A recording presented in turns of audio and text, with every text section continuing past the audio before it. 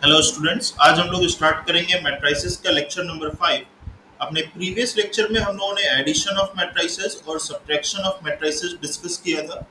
वहाँ पे हम लोगों ने देखा था कि हम एक मैट्रिक्स में सिर्फ मैट्रिक्स ही ऐड या सब्ट्रैक्ट कर सकते हैं। आप किसी मैट्रिक्स में कोई नंबर का एडिशन या सब्ट्रैक्शन नहीं कर सकते हैं। लेकिन बात जब मल्टीप्लिकेशन की आती है तो आप किसी मैट्रिक्स में मैट्रिक्स का तो मल्टीप्लिकेशन कर ही सकते हैं, साथ साथ किसी नंबर का भी मल्टीप्लिकेशन आप कर सकते हैं।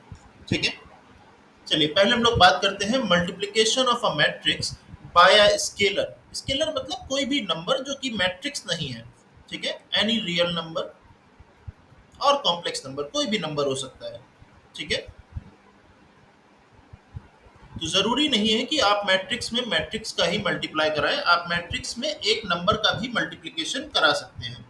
ओके, चलिए अब पहले हम लोग जनरल फॉर्म देख लेते हैं। आपके पास एक मैट्रिक्स है A is equals to a i j of order m by n।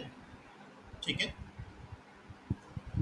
और इस मैट्रिक्स में आप किसी नंबर k का मल्टीप्लाई कराना चाहते हैं।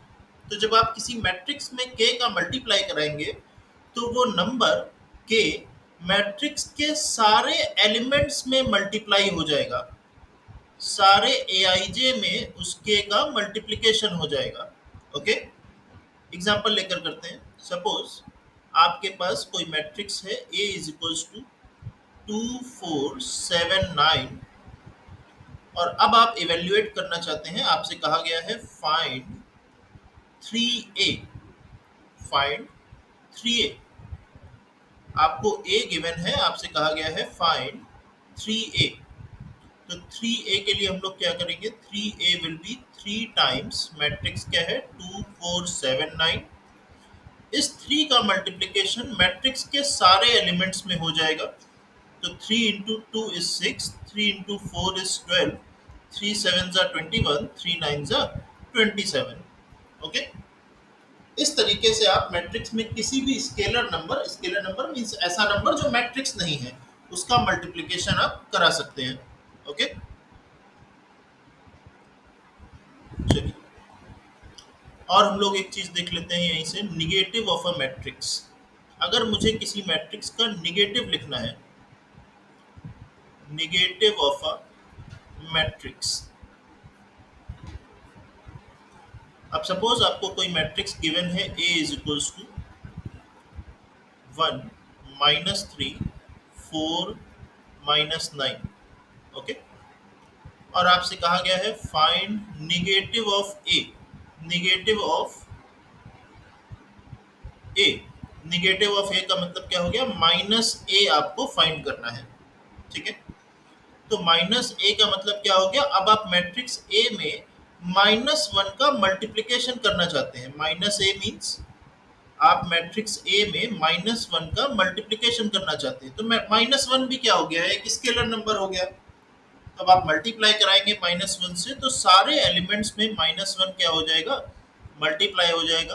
तो -1 into 1 is -1, -1 into -3 is +3, -1 into 4 is -4, -1 into -9 is +9। ठीक है, तो निगेटिव ऑफ मैट्रिक्स अगर आपको निकालना है तो आपको क्या कर देना है, सिंपली आप देखिए आपने ओरिजिनल मैट्रिक्स के साइन चेंज कर दिए। जो नंबर पॉजिटिव लिखा हुआ था वो निगेटिव हो गया, और जो निगेटिव लिखा हुआ था वो क्या हो गया, पॉजिटिव हो गया, निगेटिव का मल्टीप्लाई कराने से। ओके, हम लोग प्रॉपर्टीज के बारे में डिस्कस करते हैं। Properties of multiplication of a matrix. क्या क्या प्रॉपर्टीज हैं, properties of multiplication of a matrix bye scalar. ठीक है, जब आप किसी मैट्रिक्स में स्केलर नंबर से कांस्टेंट नंबर से मल्टीप्लाई कराते हैं तो उसके करस्पॉन्डिंग क्या क्या प्रॉपर्टीज हो सकती हैं। देखिए दो बेसिक सी प्रॉपर्टीज है। नंबर फर्स्ट है कि डिस्ट्रीब्यूटिव प्रॉपर्टीज हैं, जो आप लोग पहले भी कर चुके हैं हम लोग कहीं ना कहीं। ऐसा अगर आपके पास लिखा हुआ है k times a plus b, k times a plus b, जहां पर a और b क्या है, मैट्रिक्स है, और k क्या है, वो स्केलर नंबर है। ठीक है, अब आप k का मल्टीप्लाई किस में करा रहे हैं, a प्लस बी में करा रहे हैं। तो जब आप a प्लस बी में k का मल्टीप्लाई करा रहे हैं तो आप ऐसा भी कर सकते हैं। इसकी करस्पॉन्डिंग प्रॉपर्टी क्या हो गई कि k जो है वो डिस्ट्रीब्यूट हो जाएगा, k a plus will be k a plus k b। ठीक है, k क्या हो गया, a प्लस बी में डिस्ट्रीब्यूट हो गया।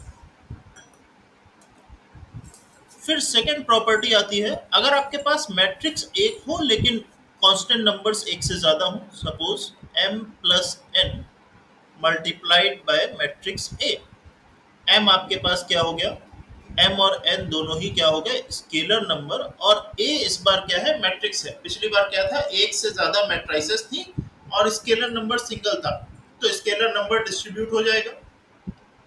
इस बार क्या है, एक से ज्यादा स्केलर नंबर है और एक मैट्रिक्स है, इस बार मैट्रिक्स डिस्ट्रीब्यूट हो जाएगी। आप इसको ऐसा लिख सकते हैं, m multiplied by a plus n multiplied by a। ठीक है, तो ये डिस्ट्रीब्यूटिव प्रॉपर्टी है, जैसे हम लोगों ने नंबर्स में भी पढ़ी हुई है। एक एग्जांपल लेकर हम लोग फर्स्ट प्रॉपर्टी वेरीफाई कर लेते हैं। सेकंड प्रॉपर्टी आप अपने आप वेरीफाई करिए कोई भी एग्जांपल लेकर। ठीक है, अगर आपको कोई प्रॉब्लम होती है तो आप कमेंट करके पूछ सकते हैं। फर्स्ट प्रॉपर्टी का हम लोग वेरिफिकेशन करते हैं।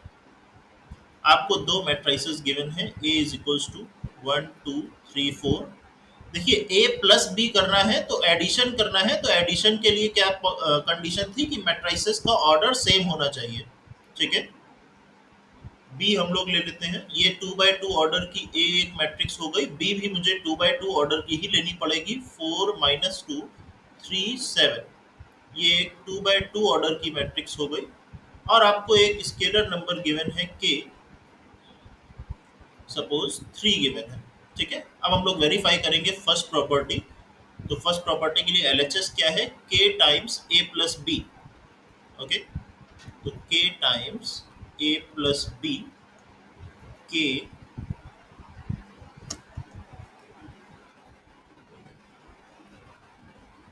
सो k की वैल्यू कितनी है, 3। a प्लस बी आपको करना है, a इज 1 2 3 4, b इज 4 - 2 3 7, तो 3। अब देखिए एडिशन करने पे क्या मैट्रिक्स आ रही है। एडिशन हम लोग कैसे करते थे, प्रीवियस लेक्चर में हम लोगों ने सीखा था, करस्पॉन्डिंग एलिमेंट्स को ऐड कर देंगे।